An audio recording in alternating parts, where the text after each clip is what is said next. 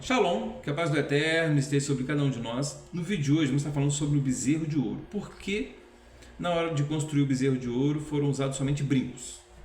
Sendo que o povo saiu do Egito com braceletes, cordões, pulseiras, vasos de ouro. Por que isso? Porque Deus quer nos passar algo no mundo espiritual. Lembre-se que todas as histórias do Antigo Testamento apontam para a igreja. E tudo que aconteceu no mundo físico vai acontecer hoje no mundo espiritual. Por isso, lá em Eclesiastes 1, versículo 9, diz assim: o que foi, tornará a ser. O que foi feito, se fará novamente. Há algo de que se possa dizer, veja, isso é novo? Não, já foi há muito tempo antes da nossa geração, então não tem novidade. Só que você precisa ter o discernimento de trazer as coisas que foram feitas lá no Antigo Testamento, no mundo físico, para a igreja hoje. Por isso que esse texto que nós vamos ler aqui de 1 Coríntios 10, do versículo 1 ao 15, no versículo 6 e no versículo 11, o apóstolo Paulo diz que aquilo aconteceu e está escrito para aviso nosso para quem são chegados aos fins dos séculos. Quem está vivendo os fins dos séculos? Quem está vivendo próximo à volta de Jesus? Somos nós somos essa geração. Então esse texto que eu vou ler aqui hoje é para nós. Então, irmãos, eu tenho certeza que esse vídeo vai ser um divisor de águas na sua vida espiritual.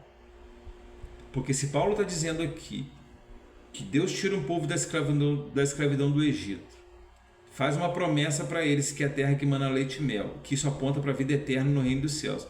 E ali Paulo começa a relatar os erros que eles cometeram, que impossibilitaram deles entrar na vida eterna. Ele está dizendo que aconteceu e está escrito para aviso nosso, para quem são chegados os fins dos séculos, porque isso é muito sério, irmãos. Então você precisa entender isso, né? Então vou estar lendo aqui, que Deus possa abrir o seu entendimento para que você venha compreender as minhas palavras. Vamos lá, 1 Coríntios 10, versículo 1 diz assim: pois não quero, irmãos, que ignoreis que nossos pais estiveram todos debaixo da nuvem e todos passaram pelo mar. E na nuvem e no mar todos foram batizados em Moisés. Então nós sabemos, de acordo com Colossenses 2,12 e Romanos 6,4, que o batismo hoje ele significa o sepultamento juntamente com Cristo pela fé. Quando você deita nas águas, é como se você estivesse debaixo da terra no mundo espiritual e você ressurge, né, para nascer da água e viver pelo Espírito. É aquilo que Jesus disse: aquele que não nascer da água e do Espírito não pode entrar no reino de Deus. Então, você precisa assistir o nosso vídeo, né, nascer da água e do Espírito. Então, quando o povo sai da escravidão do Egito e atravessa ali o mar, eles foram batizados em Moisés, como se estivesse morrendo ali, né, atravessando aquele mar. E hoje é como se você estivesse morrendo quando você faz o batismo nas águas. Continuando, versículo 3: e todos comeram do mesmo alimento espiritual e beberam todos da mesma bebida espiritual, porque bebiam da pedra espiritual que os acompanhava, e a pedra era Cristo. Então entenda isso. Aquele anjo que ia à frente do povo de Deus lá no deserto, que Deus falou: olha, ouça tudo o que esse anjo falar, porque ele leva o meu nome. Então aquele anjo era Jesus, irmãos. Existem várias aparições de Jesus, né, no Antigo Testamento.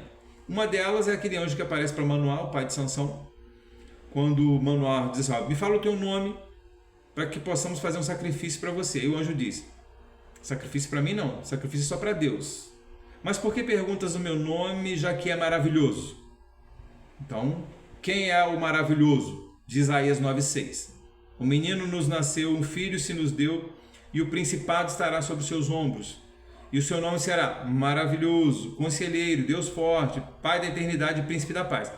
Então, essa é uma das aparições de Jesus no Antigo Testamento. Aquele anjo que apareceu para Manoá, o nome dele é Maravilhoso, Isaías 9,6. Viu como é que você faz a conexão? Aquele anjo que apareceu para Josué no capítulo 5, com a espada nua na mão.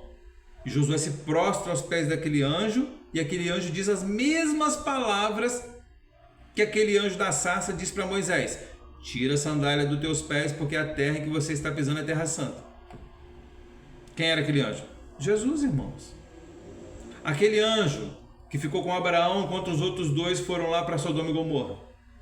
Quem era aquele anjo? Jesus, irmãos. Então você precisa entender que Jesus não passou a ser filho de Deus quando nasceu de Maria. Jesus estava no ato da criação. Façamos o homem à nossa imagem. Né? Deus fala, quem enviaremos por nós? Entendeu, irmãos? Então, aquele anjo que estava à frente do povo lá no deserto era Jesus. O texto está dizendo aqui. Ó, que eles, versículo 3, 1 Coríntios 10, versículo 3. E todos comeram do mesmo alimento espiritual, que é o maná, ele é o verbo, a palavra. Ó, e beberam todos a mesma bebida espiritual, porque bebiam da pedra espiritual que os acompanhava, que é aquele anjo que acompanhava eles, e a pedra era Cristo. Né? Então Jesus ele é a pedra angular que os construtores rejeitaram e se tornou em pedra de tropeço. Ele é a pedra que diz para Pedro, sob esta pedra edificarei a minha igreja e as portas do inferno não prevalecerão contra ela. Ele é aquela pedra de Daniel capítulo 2, cortada sem auxílio de mãos de homens, que cai sobre os pés da estátua e destrói toda a estátua, subsiste para todo sempre. Ele é a pedra, irmãos. Né? Vamos lá, versículo 5 agora, presta atenção. 1 Coríntios 10, versículo 5. Mas Deus não se agradou da maior parte deles, pelo que foram prostrados no deserto. Ora, estas coisas nos foram feitas para exemplo, a fim de que não cobicemos as coisas más como eles cobiçaram. Então nós acabamos de ver aqui no versículo 5, que Deus não se agradou da maior parte deles, e por isso foram prostrados lá no deserto. Ou seja, não alcançaram a promessa de Deus, porque Deus tira o povo da escravidão do Egito, faz uma promessa que é a terra que emana leite e mel, disse que quando eles chegassem lá, eles não iriam precisar cavar poço, plantar nada, já estaria tudo preparado para eles. A mesma coisa que Jesus disse, vou subir e vou preparar moradas para vós. Na casa de meu pai há muitas moradas, se não fosse assim eu não vou teria dito. Então a vida eterna é nos céus, o testemunho de Jeová já ensina que a vida eterna é aqui na terra. Irmã, essa terra, a Bíblia diz em 2 Pedro 3, que assim como um dia esse mundo foi destruído pelas águas, ele está condenado ao fogo. O problema todo é que as pessoas não entendem como aconteceu o dilúvio. A Bíblia diz que quando Noé entra na arca, as águas das grandes profundezas jorraram e as comportas do céu se abriram. Né? Então, se você ler o Salmo 104, você vai ver que conforme durante o dilúvio as águas que vieram das grandes profundezas começam a subir, a terra começa a descer. E depois Deus dá a ordem e elas voltam para o seu lugar normal. Assim acontecerá no fim dos tempos. Mas isso no final do milênio, tá, irmãos? Então esse mundo já está condenado. Assim como um dia ele foi destruído pelas águas, ele está condenado ao fogo. Vai subir do centro da Terra uma lava vulcânica e vai consumir todo esse planeta Terra, irmãos. Leia lá sua Bíblia, 2 Pedro 3, você vai entender isso. Né? Então está dizendo que Deus não se agradou da maior parte deles.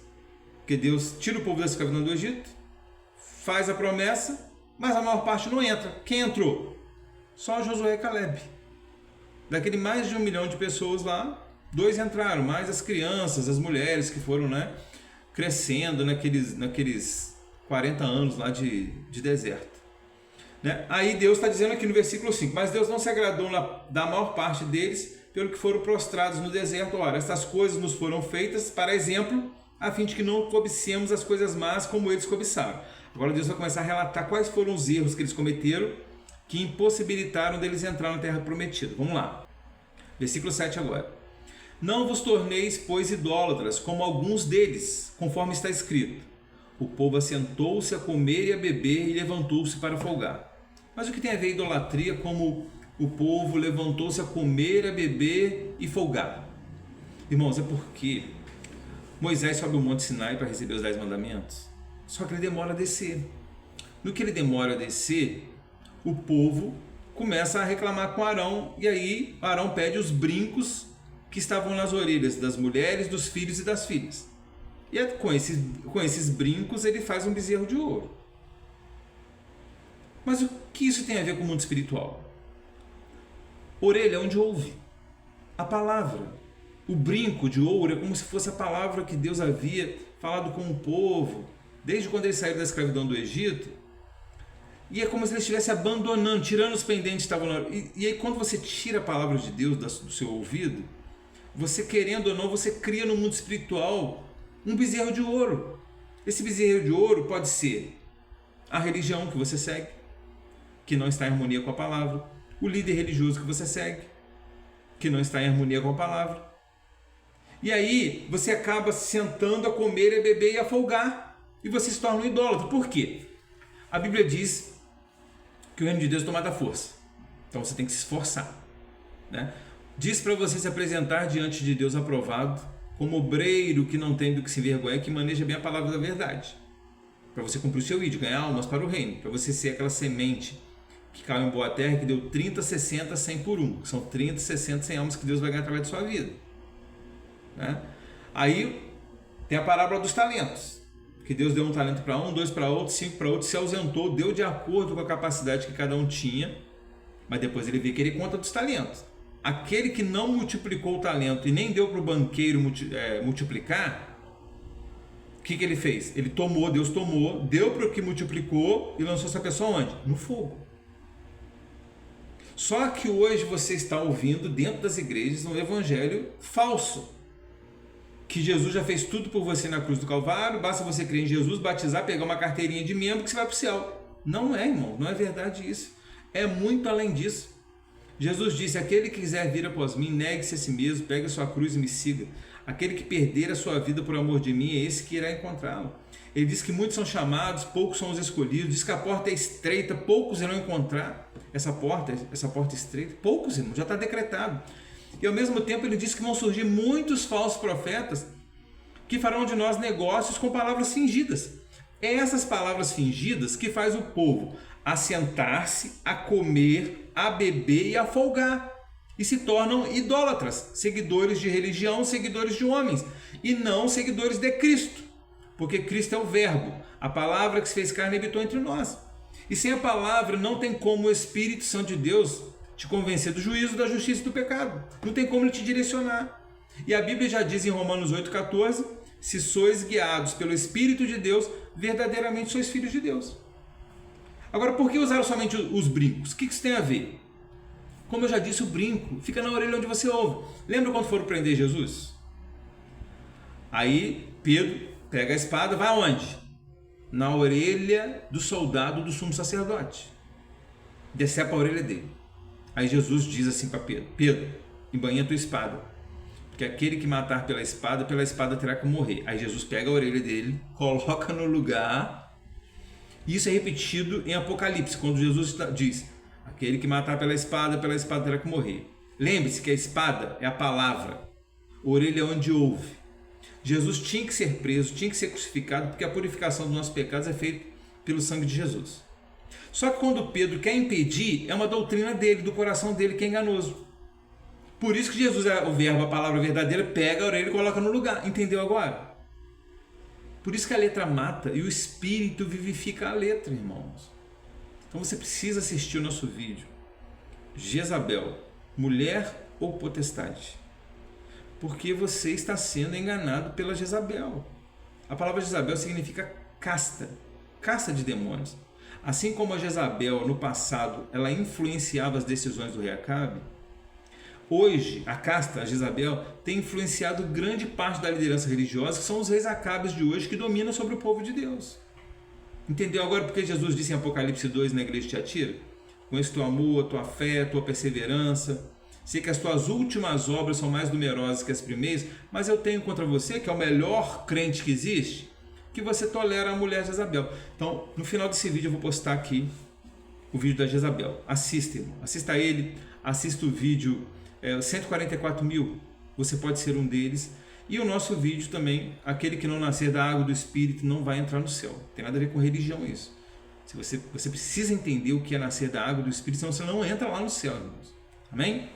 Então, vou repetir aqui o versículo 7. 1 Coríntios 10, versículo 7. Não vos torneis, pois, idólatras, como alguns deles, conforme está escrito. O povo assentou-se a comer e a beber e levantou-se para folgar. Nem nos prostituamos, como alguns deles fizeram, e caíram num só dia 23 mil. Como foi que eles se prostituíram? Balaão disse para Balaque, olha, não tem como vencer esse povo, porque Deus é com eles. Mas se você introduzir mulheres no meio do povo, eles vão adulterar, vão se prostituir com elas, e Deus vai abandonar eles e você vence a batalha. O que está acontecendo hoje? A mesma coisa, né? O Satanás tem introduzido no meio do povo de Deus mulheres e fazendo você adulterar. que significa mulher no mundo espiritual? Lembre-se que Jesus é um noivo, chama a igreja de uma noiva virgem e pura. Mas tem a prostituta de Apocalipse 17, que deu de beber do seu vinho a todas as nações da terra. O vinho dela são as falsas doutrinas dela. Então, quando tem mulher, sistema religioso, no meio do povo de Deus, que introduz falsas doutrinas, e aí faz você virar um idólatra, que você vai sentar, comer, beber e afolgar, não vai entender o propósito de Deus na sua vida.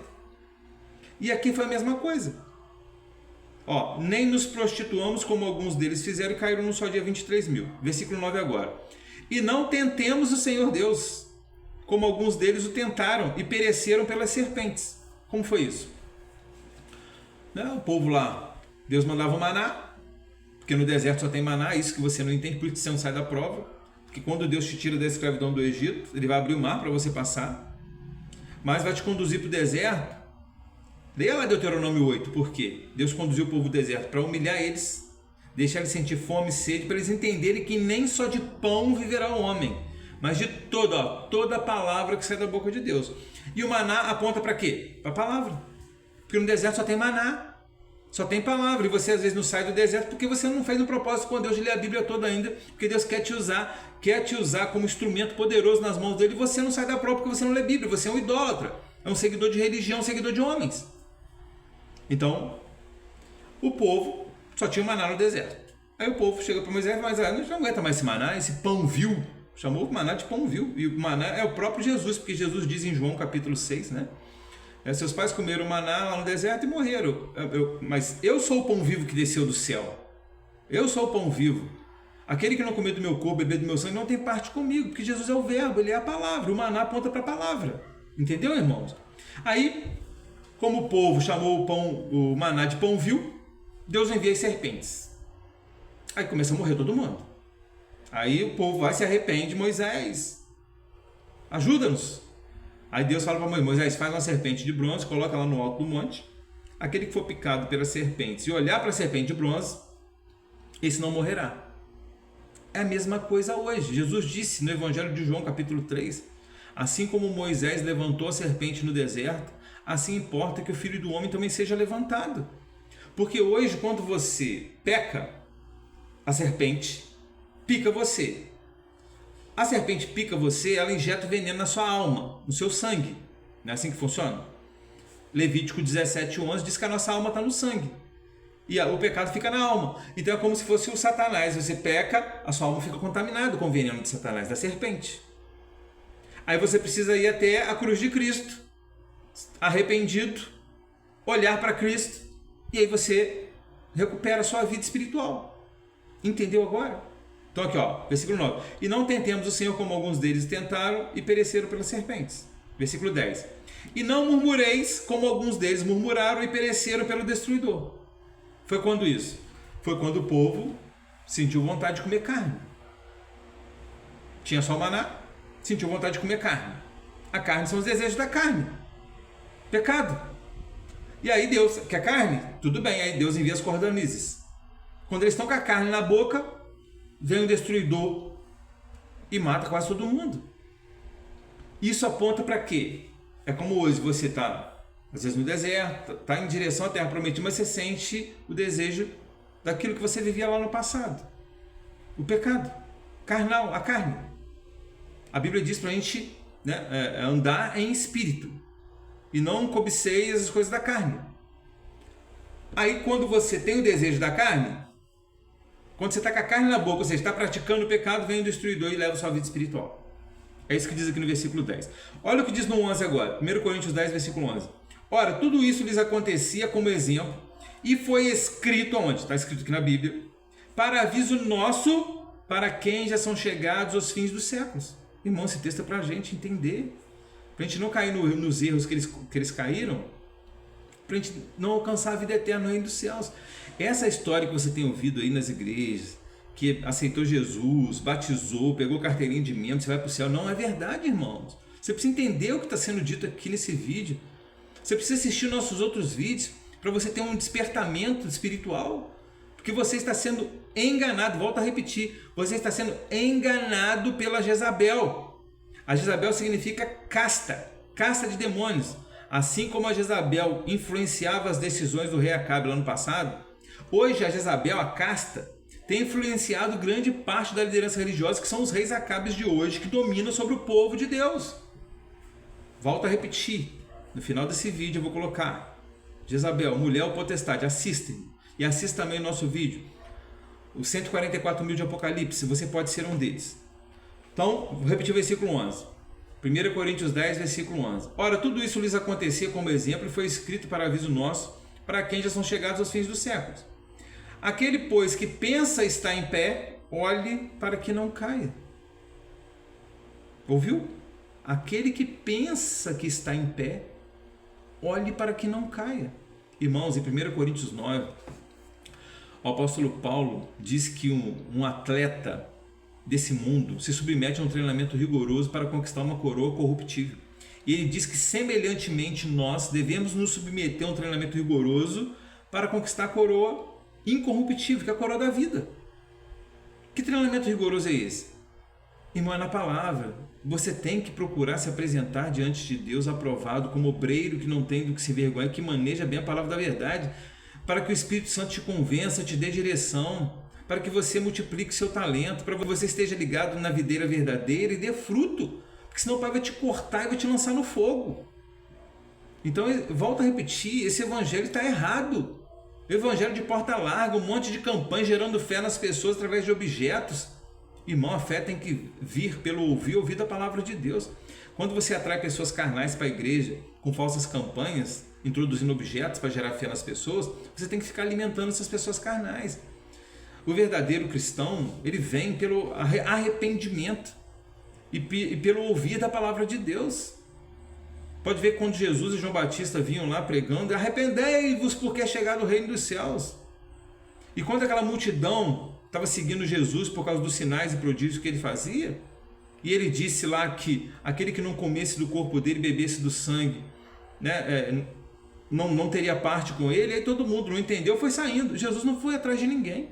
Ele poderia ter falado: não, gente, espera, deixa eu explicar melhor para vocês, vocês vão perder a vida eterna de vocês, é porque eu sou o verbo, a palavra, então você tem que comer do meu corpo e beber do meu sangue. Mas Jesus não foi atrás de ninguém, e ainda virou para os 12 apóstolos e disse: e vocês não querem ir com eles? Foi quando Pedro se levantou: mas Senhor, para onde nós iremos? Só o Senhor tem as palavras de vida eterna. Então, irmãos, já está decretado, não tem como fugir disso. Muitos são chamados, poucos são os escolhidos. A porta é estreita e poucos vão entrar. Isso tudo que você está vendo, esse movimento todo aí, é mentira. Então você tem que se esforçar para ser um escolhido, não apenas um chamado. Qual a diferença de um chamado para um escolhido? Muitos são chamados e poucos são os escolhidos.